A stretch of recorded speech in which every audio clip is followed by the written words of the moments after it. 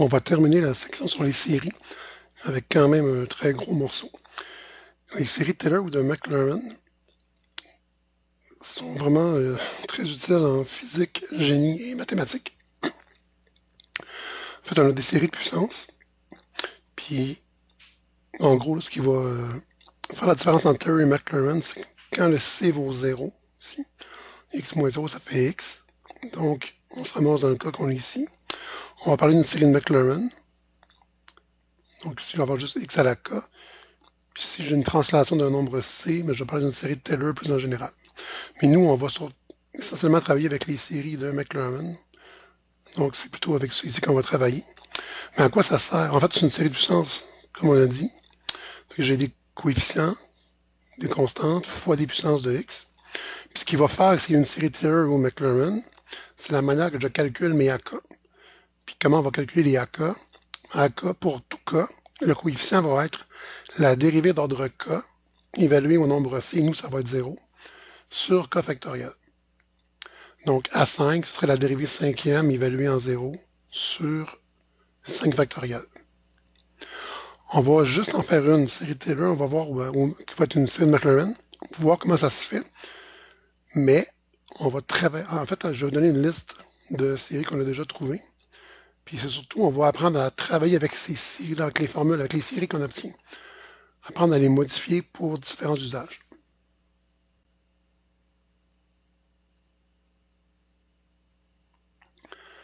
Donc, avant que je me lance, à quoi ça sert aussi, entre autres? Ben ici, si je me suis donné un polynôme, 1 moins x2 sur 2 plus x4 sur 24 moins x6 sur 720. Si on remarque, je n'ai que des additions.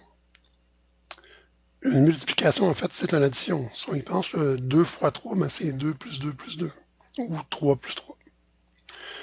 Une puissance, 5 fois 5, supposons, 5 à la 2, 5 fois 5, c'est une multiplication, mais une multiplication, on vient de dire que c'est une addition. Donc, tout ce qui est puissance entière, multiplication, ce sont des additions. Et les additions, c'est ce qu'une machine est capable de faire, entre autres. Donc, c'est ici. Je peux facilement programmer ça. Puis si par hasard, je demandais f de 0.2 avec le polynôme que je viens de décrire, j'obtiendrais, donc je remplace x par 0.0,2 dans ma fonction qui est ici. J'obtiens quoi? J'obtiens 0,98 environ. Puis, comme ça, mettons, si je me demandais, c'est quoi la valeur numérique de cosinus de 0,2 radian? Ah, ben, regardez, 0,98 aussi. Donc, je viens de trouver une façon de calculer des cosinus sans utiliser la fonction cosinus en tant que telle.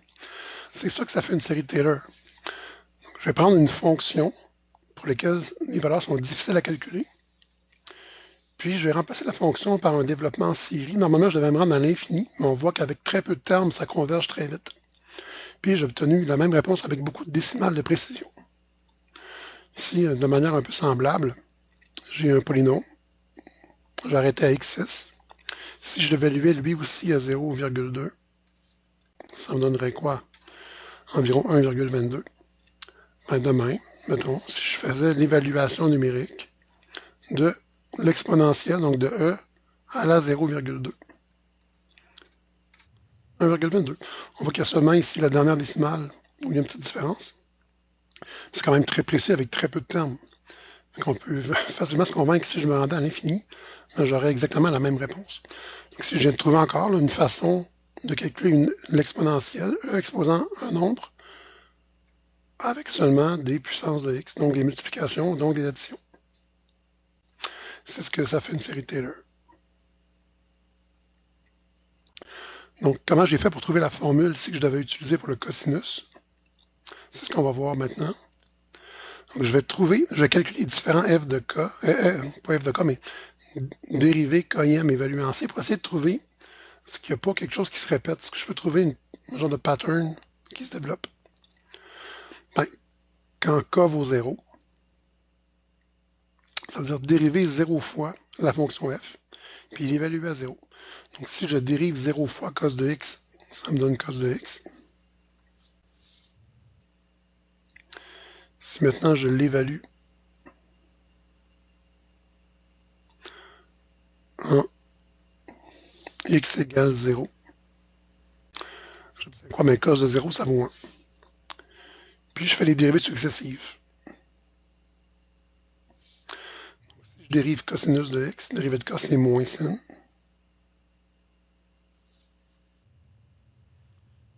Puis moins sin de 0, ça fait 0.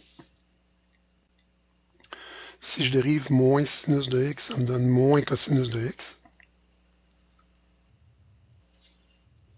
Puis moins cosinus de 0, ça fait moins 1.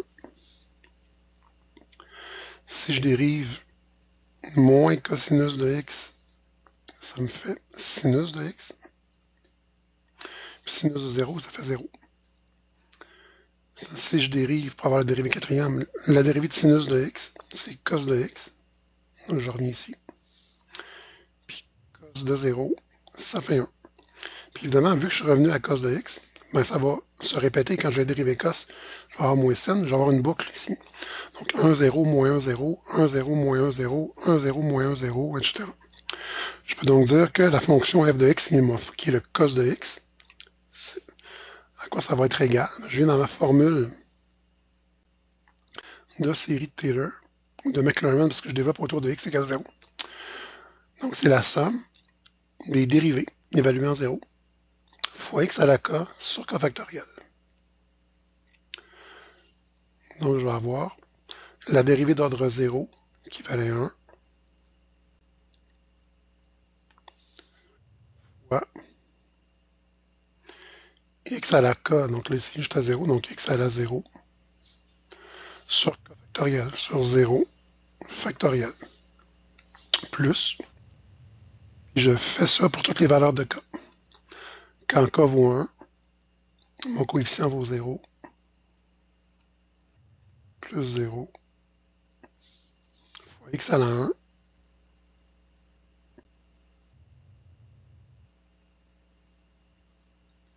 sur 1 factoriel, plus, donc si k valait 0, k vaut 1, quand k vaut 2, le coefficient vaut moins 1, moins 1, x à la 2, sur 2 factoriel. Quand k vaut 3 plus, j'ai 0, fois x à la 3, sur 3 factoriel. Quand k vaut 4, ça vaut 1 ici, plus 1 fois x à la 4 sur 4 factoriel. Puis je continue comme ça jusqu'à l'infini, plus point, point, point. Bon, si je programmais ça ici dans une machine, ça serait un peu stupide parce que la moitié de mon temps de calcul ne me servirait à rien. La moitié de mon temps de calcul me donnerait des zéros. Donc on va essayer de synthétiser ça ici par une formule de sommation, puis enlever, éviter d'avoir des zéros dans la formule. Donc on peut dire que cos de x, c'est la somme sur les k allant de 0 à l'infini. De quoi? Ben, pour commencer, mes coefficients G1, lui, je vais l'oublier. Donc si je pourrais dire, si vous voulez, avant qu'on continue, je pourrais reprendre ça ici, mais enlever les valeurs où il y a des zéros. Donc le terme qui est ici ne m'intéresse pas.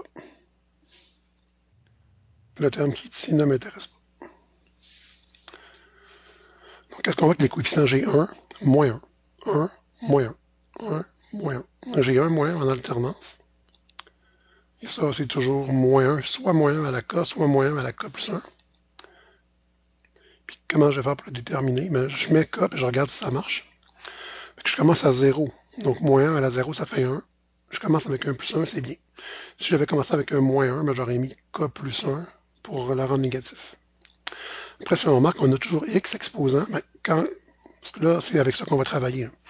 Donc, quand k vaut 0, je vais avoir ce terme-là. Quand k vaut 1, je vais avoir ce terme-là. Quand k vaut 2, je vais ce terme-là. Ben, j'ai 0, 2, 4. On voit que j'ai des multiples de 2.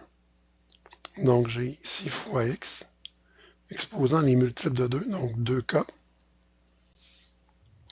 Puis au dénominateur, j'ai la même chose que mes exposés en 0, 0, 2, 2, 4, 4. Donc j'ai la suite des nombres pairs. Pas des nombres pairs, mais ouais, ça qui revient au même, mais des multiples de 2 factoriel. Donc 2K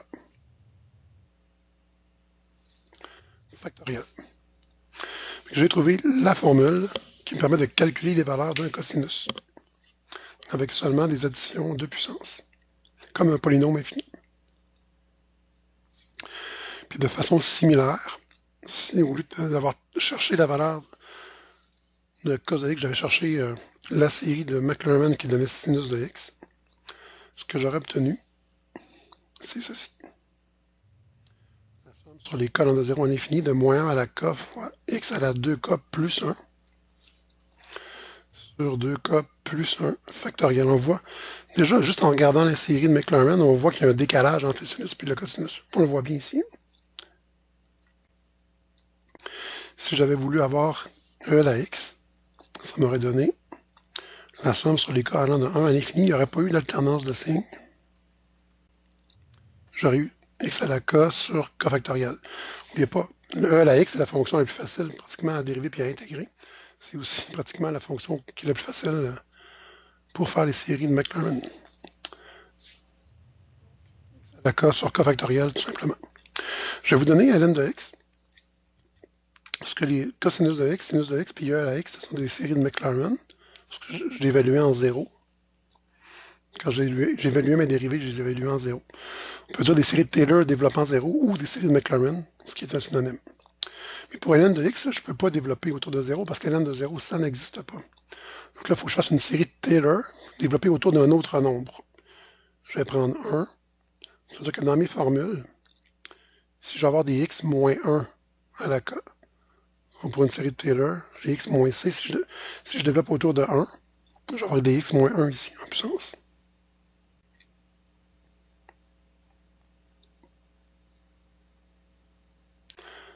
Donc pour ln de x, ce qu'on va obtenir,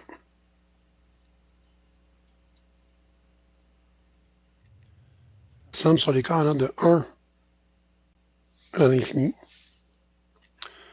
Ici, il va y avoir une alternance de signes.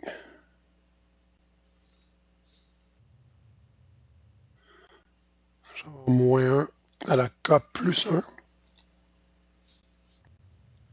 X moins 1 à la k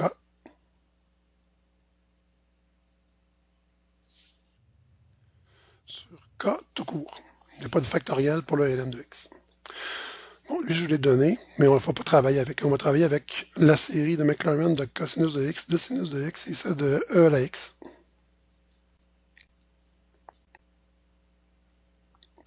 Puis comment j'aurais fait pour obtenir les séries qui sont ici, mais j'aurais fait la même démarche que j'ai fait pour le cosinus.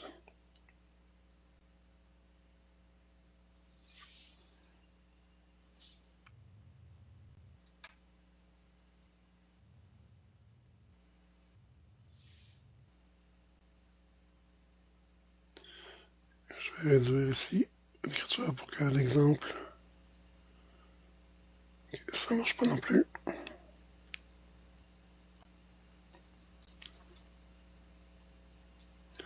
Je vais enlever des espaces.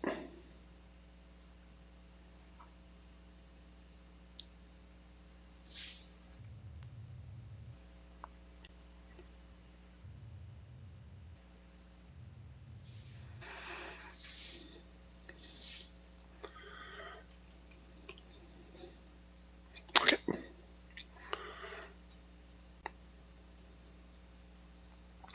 Ici, j'ai illustré un peu ce qui se passe. Là, on voit que si j'ai la fonction cosinus de x, je développe autour de 0. Puis on voit avec les codes de couleur que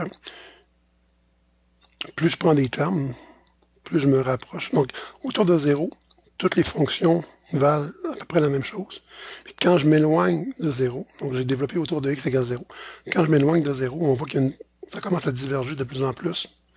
Puis plus je vais prendre de termes, plus je vais m'approcher vraiment de la fonction cosinus. Puis si je veux des valeurs qui sont exactes de plus en plus loin de 0, je suis obligé de prendre de plus en plus de termes. On le voit ici avec le sinus. Donc autour de 0, toutes les fonctions arrivent aux mêmes valeurs. Puis quand je m'éloigne de 0, ça commence à diverger. Donc, il faudrait que j'augmente le nombre de termes pour la précision. Le vrai sinus étant la fonction en rouge. Si on voit que la jaune, j'ai 2 termes, on voit qu'il y a une grande différence. Pour l'exponentielle aussi, autour de 0, elles arrivent à peu près toutes à la même valeur, mais il y a beaucoup de divergences quand je m'éloigne de 0. Encore une fois, si je veux plus de précision, en étant loin de 0, il faut que j'augmente mon nombre de termes. Maintenant, une autre utilisation qu'on peut faire des séries de Taylor, c'est intégrer des fonctions pour lesquelles il existe une primitive, mais qui est impossible de la trouver. Et oui, ça existe ce genre de fonction-là. Par exemple, la fonction e à la moins x2. Si je veux intégrer e à la moins x2 dx,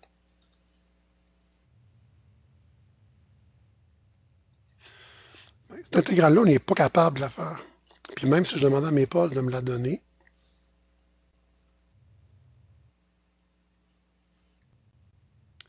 même lui ne sera pas capable. Il va faire un petit artifice, là, il va me dire, c'est ici.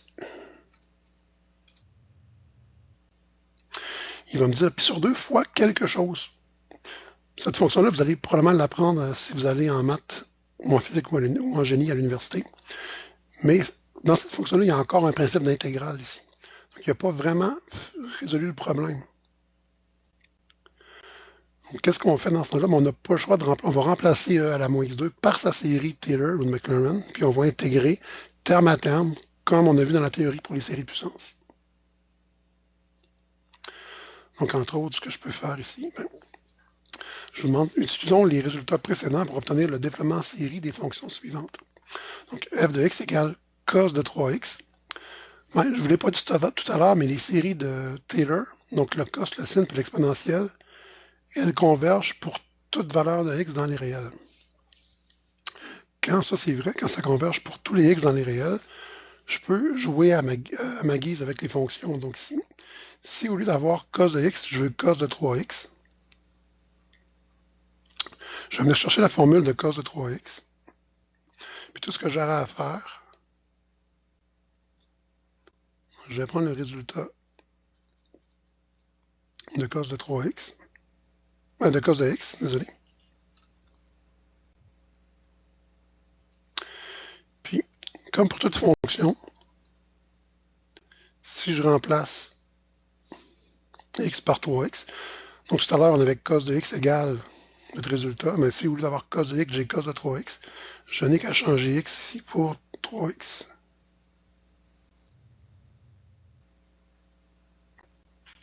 Comme ça ici. Donc j'ai remplacé x par 3x, et c'est terminé. Si, il est souvent courant qu'on va donner les premières valeurs de la série. Par exemple, ici, quand k vaut 0, moins 1 à la 0, ça fait 1. 2 fois 0, 0. 3x à la 0, ça fait 1. 2 fois 0, 0. 0 factoriel, ça fait 1. Donc j'ai 1.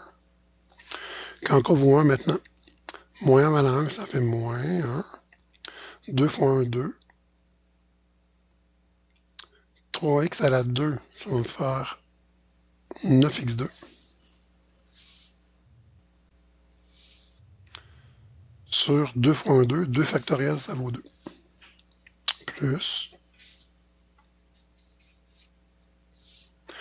Quand k vaut, on est rendu à 2.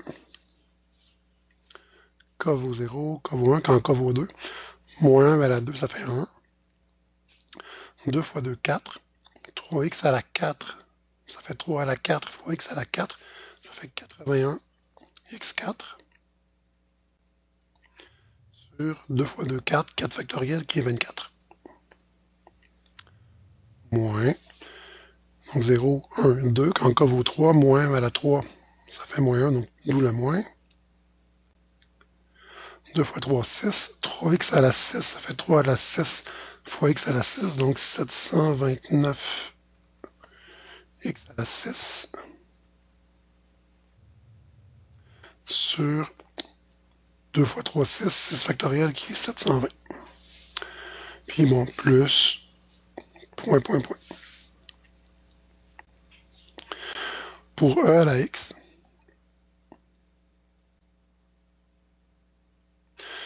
je veux calculer, c'est pour e à la moins x2. Je viens chercher mon résultat pour e à la x.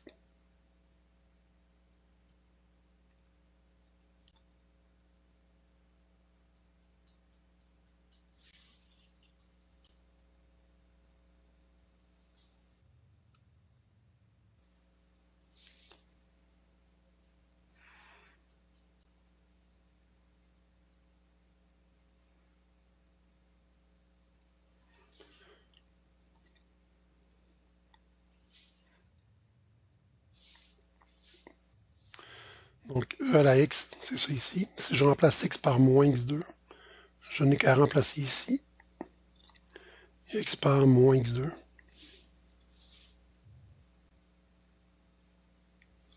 C'est tout.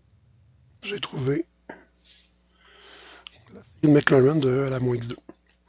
Ça, vous pourriez aussi, là, dans certains ouvrages, voir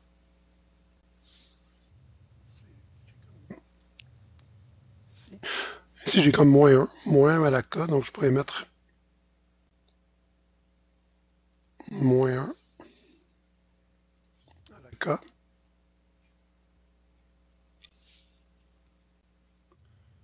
J'ai plus de moins. Puis x à la 2 à la k.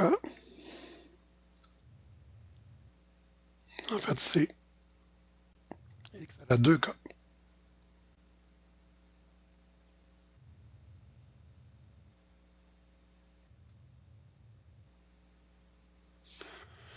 Sur k factoriel. On peut considérer ça un peu comme, bon, plutôt simplifié, mais les deux façons d'écrire sont bonnes. Puis ici, si je veux l'avoir pour sinus de 2x, ben, je vais aller chercher mon résultat de sinus de x.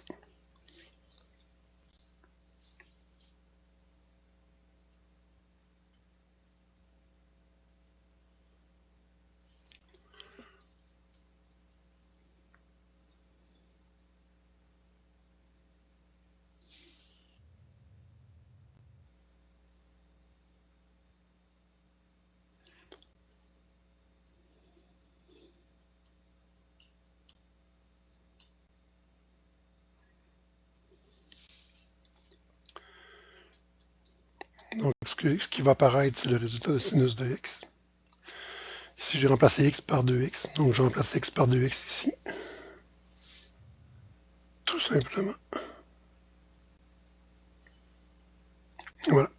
J'ai trouvé la série de Maclaurin de sinus de 2x. Puis encore, là, j'insiste, j'ai le droit de faire ça parce que les séries qu'on a trouvées convergent pour toute valeur de x dans les réels. Ce sera toujours le cas avec les séries de Maclaurin avec lesquelles on va vous demander de travailler dans le cadre du cours.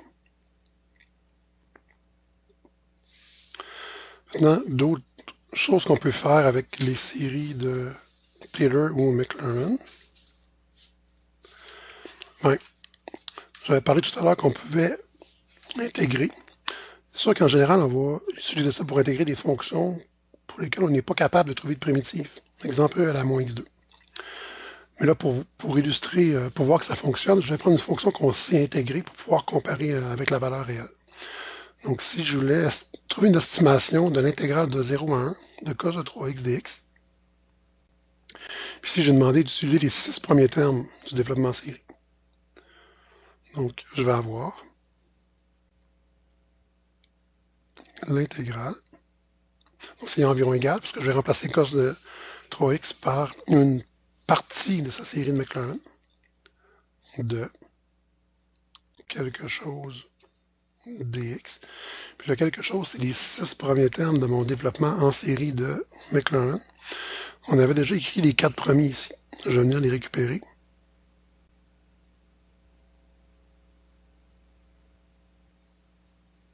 Il manquait même un petit point. Okay.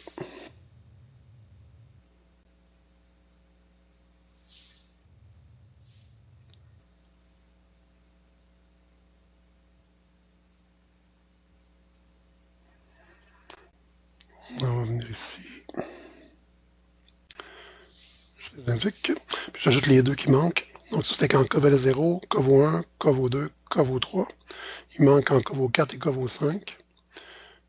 Là, on aurait juste à aller revoir notre formule puis remplacer et ça nous donnerait. C'est sûr que les nombres deviennent de plus en plus deviennent très grands rapidement. Donc j'aurais 6561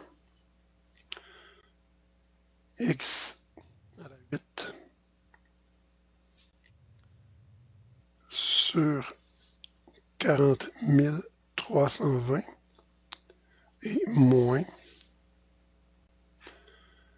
en remplaçant k par 5 dans la formule du cos de 3x, 59 049 x à la 10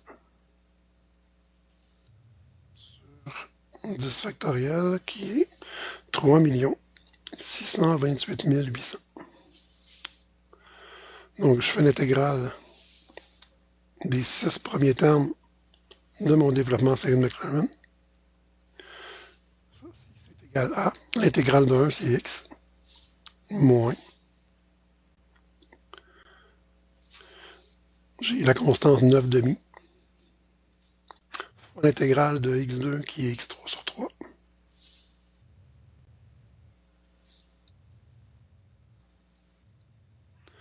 Plus je copie mon modèle. J'ai 81 24e comme coefficient. L'intégrale de x4 qui est x5 sur 5. Plus, en fait moins, parce que j'ai une tendance de signe. Mon coefficient qui est 729 sur 720. L'intégrale de x6 qui est x à la 7 sur 7 plus mon coefficient qui est 6561 sur 40 320 fois l'intégrale de x8 qui est x9 sur 9 et finalement moins mon coefficient 59 049e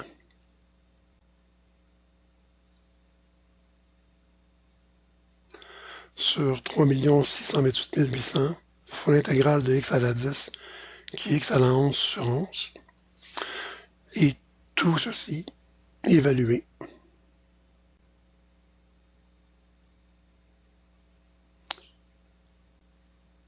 de 0 jusqu'à 1. Puis évidemment, quand j'ai évalué à 0, ça va, vu que je multiplie toujours par x, ça va faire 0. Donc je n'ai qu'à évaluer à la bande supérieure. C'est environ égal à... Fait que dans le fond, je n'ai qu'à additionner et soustraire les constantes en présence.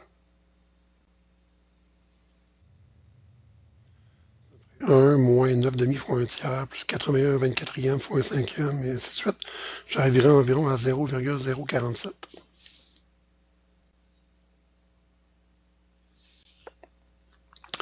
Est-ce que notre réponse a du sens? Bien, si on fait la vraie valeur, l'intégrale de 0 à 1 de cos de 3x dx, avec un changement de variable, on obtiendrait sinus de 3x sur 3 évalué de 0 à 1, en posant u égale 3x. Et si je calcule, donc j'obtiendrai sin de 3 sur 3, puis si on évalue sin de 3 sur 3, évidemment en radian, on obtient environ 0,047. Donc on voit qu'on a une très très bonne estimation de notre réponse.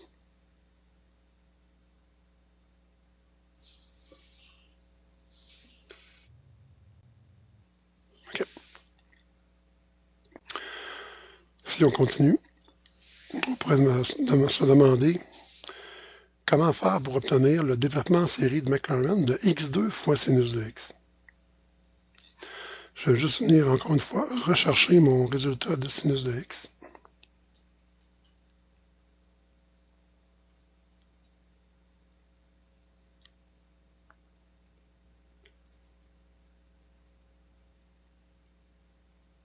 C'est ça ici.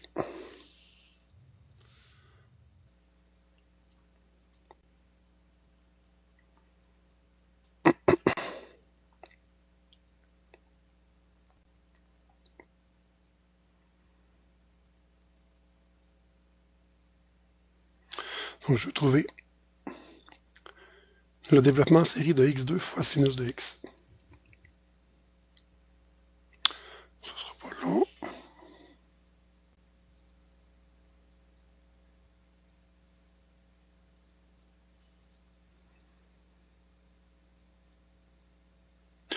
L'exemple qu'on vient juste de faire, c'est un exemple typique de question d'examen en calcul intégral au cégep. Donc, on demande de trouver, à partir d'une série de Maclaurin de base, on demande un ajustement sur la fonction, puis après, on vous demande d'utiliser les 4 ou 5 premiers termes pour faire l'estimation de l'intégrale de cette fonction-là. J'espère juste que ça ne va pas planter.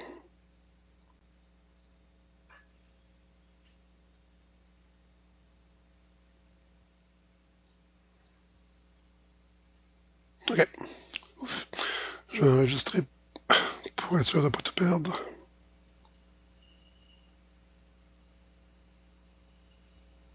Bon.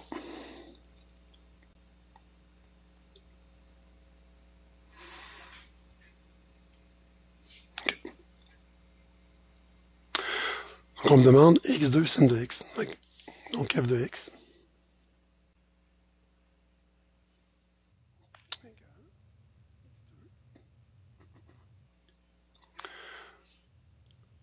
Sinus de x. Mais sinus de x, je vais le remplacer par sa valeur en série de Maclaurin qui est ça ici. Ce qui est beau, c'est que ça ici, c'est une somme. Donc, par distributivité, quand je fais une constante fois une somme, je peux une quantité fois une somme, je peux multiplier la quantité par chacun des éléments de la somme, ce qui veut dire que je peux entrer le x2 dans la série. Ça veut dire que tout ce que je vais faire, c'est x à la 2k plus 1 fois x2, j'additionne les exposants. Je me ramasse avec x à la 2k plus 3. Et c'est terminé, j'ai trouvé ma réponse. Aussi simple que ça.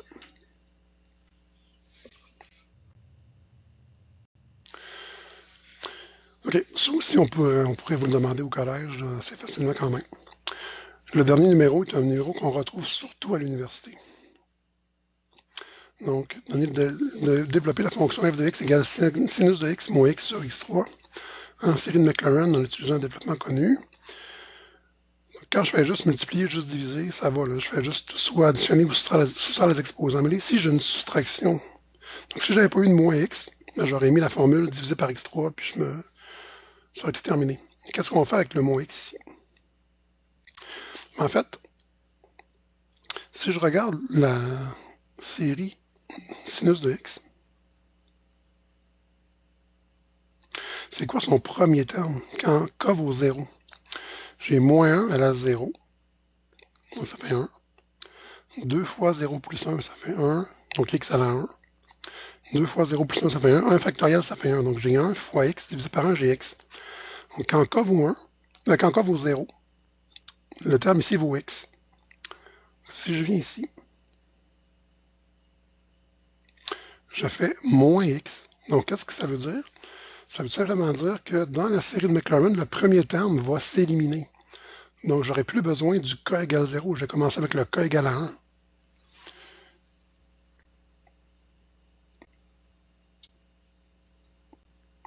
Et ça va encore une fois régler notre problème. On va avoir f de x égale.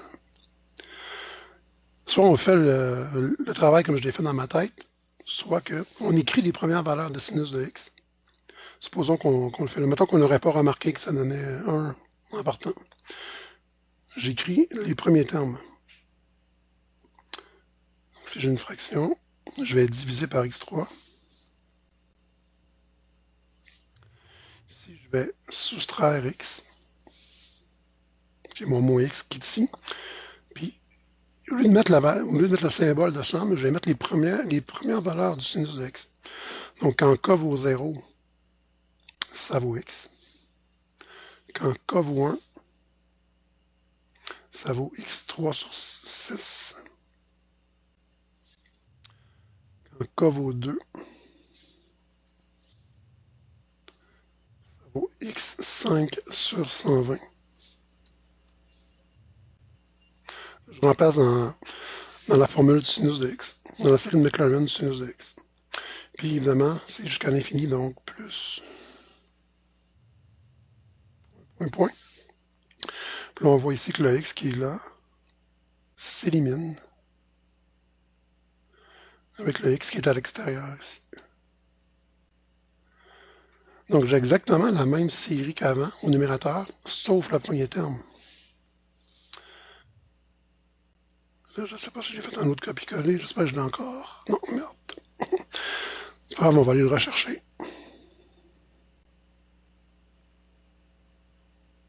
Ici.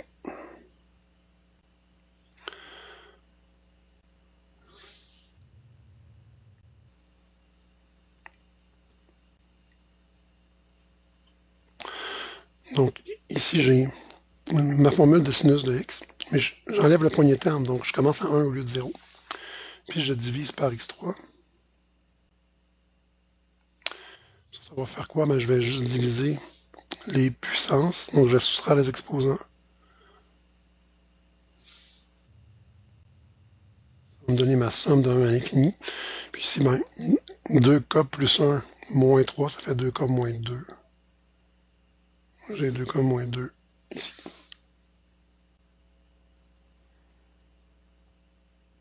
Et j'ai trouvé le développement série de Maclaurin de sinus de x moins x sur x3. Puis ce qui vous reste ici, c'est les démonstrations des rayons de convergence. Donc je vous prouve que la convergence est pour tous les réels. On avait passé vite par-dessus. Quand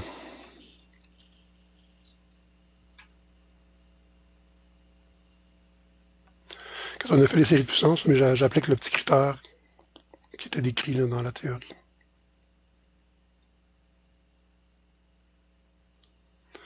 Donc si on prouvait que cosinus de x, ça converge pour tout x dans les réels. Même chose pour l'exponentielle.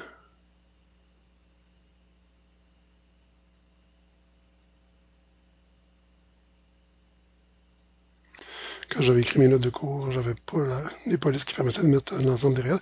Puis ln de x converge pour les x entre 0 et donc strictement plus grand que 0 jusqu'à plus petit ou égal à 2.